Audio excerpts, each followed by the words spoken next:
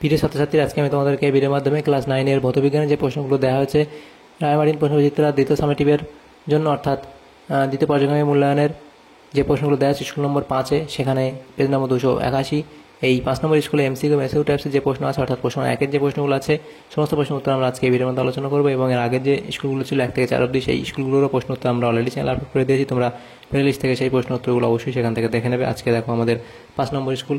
5 নম্বর স্কুলে কী বলা আছে? হাওড়া জেলা স্কুল। এখানে গ্রুপ এর মধ্যে আমাদের 8টা এমসিকিউ টাইপ প্রশ্ন দেওয়া আছে, 8 নম্বর আয়োজন করা আছে। 1-এর দাগে বলা আছে সঠিক উত্তরটি নির্বাচন করো।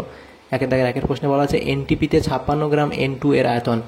এনটিপিতে 56 গ্রাম N2 এর আয়তন, সেটা এখানে হবে 44.8 লিটার, অপশান বি সঠিক উত্তর। নেক্সট প্রশ্নে বলা আছে 1 গ্রাম পরমাণু অক্সিজেন ওজন হলো, 1 গ্রাম পরমাণু অক্সিজেনের ওজন হলো 16 গ্রাম, অপশান এ হবে সঠিক উত্তর। নেক্সট প্রশ্ন 3-এর দাগের প্রশ্নে বলা আছে আর্কিমিডিসের নীতি প্রযোজ্য হয়।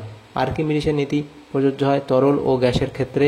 তারপরে প্রশ্ন ছিল বার্নৌলির নীতিটি যে সংরক্ষণ সূত্র মেনে চলে তা হলো শক্তি সংরক্ষণ নীতিটি মেনে চলে, অপশান এ সঠিক উত্তর হবে। নেক্সট প্রশ্নে বলা আছে দ্রবণের মধ্যে সাধারণত দ্রাবরূপে চিহ্নিত হয় কি? যেটির আপেক্ষিক পরিমাণ কম, অর্থাৎ অপশান বি হবে এখানে তোমাদের সঠিক উত্তর। নেক্সট প্রশ্নে কি বলা আছে প্রশম বিক্রিয়া ঘটে। এই প্রশমন বিক্রিয়া ঘটে অ্যাসিড ও ক্ষারের মধ্যে প্রশমন বিক্রিয়া ঘটে। তারপরে প্রশ্ন কি ছিল? কোন ধাতুটি লঘু HCl এর সঙ্গে বিক্রিয়া করে H2 উৎপন্ন করে না? সেটা হবে অপশান ডি, অর্থাৎ Cu। নেক্সট প্রশ্নে বলা আছে এম ভরের পি ভরবেগ সম্পন্ন কণার গতিশক্তি হবে এম ভরের পি ভরবেগ সম্পন্ন কণার গতিশক্তি হবে p²/2m। নেক্সট প্রশ্ন দেখো গ্রুপ বি এর মধ্যে দেখো যে প্রশ্ন দেওয়া আছে, 7টা প্রশ্ন দেওয়া আছে। 1 নম্বর করে 7 নম্বর অনুযায়ন করা আছে। 2-এর দাগে বলা আছে নিম্নলিখিত প্রশ্নগুলির অতি সংক্ষিপ্ত উত্তর দাও। 2-এর দাগে 1-এর প্রশ্ন অ্যাভোগাড্রো সংখ্যার মান কত? 6.022 ইন্টু 10⁻23, এটা হচ্ছে অ্যাভোগাড্রো সংখ্যার মান। তারপর চাপের এসআই একক লেখো। চাপের এসআই একক হলো কি? পাস্কাল। নেক্সট প্রশ্ন কোন যন্ত্রের সাহায্যে বায়ুমণ্ডলের চাপ মাপা হয়? এটা হলো ব্যারোমিটার। ব্যারোমিটারের সাহায্যে বায়ুমণ্ডলের চাপ মাপা হয়। নেক্সট প্রশ্ন বলা হয়েছে ব্যারোমিটারের সাহায্যে বায়ুমণ্ডলের চাপ মাপা হয়। নেক্সট প্রশ্ন বলা আছে স্থিতিস্থাপক গুণাঙ্কের মাত্রা সংকেত লেখো। স্থিতিস্থাপক গুণাঙ্কের মাত্রা সংকেত হলো m l⁻⁻1 t⁻²। তারপরে প্রশ্ন বলা আছে উষ্ণতা বৃদ্ধিতে দ্রাব্যতা বৃদ্ধি পায় এরূপ একটি পদার্থের উদাহরণ নাম লেখো। উষ্ণতা বৃদ্ধিতে দ্রাব্যতা বৃদ্ধি পায় এরূপ একটি পদার্থের নাম লেখো। এটা হলো পটাশিয়াম নাইট্রেট।